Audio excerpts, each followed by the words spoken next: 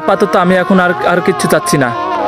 শুধুমাত্র আল্লাহ, আপনার কাছে আমি একটা জিনিসই চাই, আপনি আমাকে আরও ধৈর্যশীল করুন। আমি নীরব হতে চাই, আমার জীবনের সঙ্গে যা হচ্ছে হোক, আমি সব কিছু মেনে নিব। আল্লাহ, আপনার প্রতি আমার ভরসা আছে, একদিন ইনশাআল্লাহ সব ঠিক হয়ে যাবে।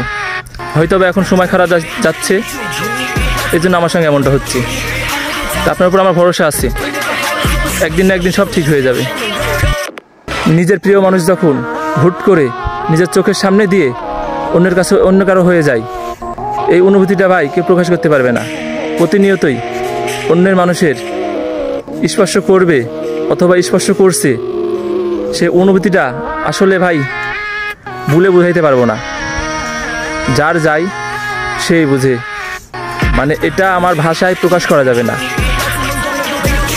কীভাবে বুঝাবো ভাই, নিজের প্রিয় মানুষ হারানো যন্ত্রণা কতটা কষ্টদায়ক, এটা একমাত্র সে ব্যক্তি জানে, যার গেছে সে ভালো মতোই জানে।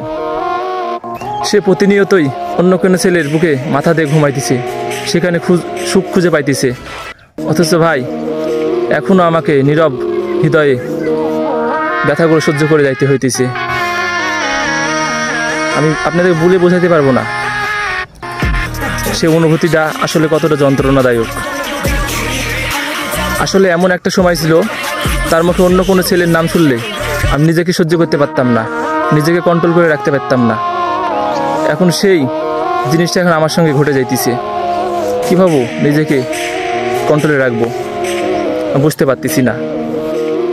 তার গায়ে বাতাসের স্পর্শ সহ্য করতে পারতাম না ভাই, অথচ আজ দিনের পর দিন, রাতের পর রাত অন্য মানুষ তাকে স্পর্শ করছে, তার স্পর্শে সে মুগ্ধ হচ্ছে।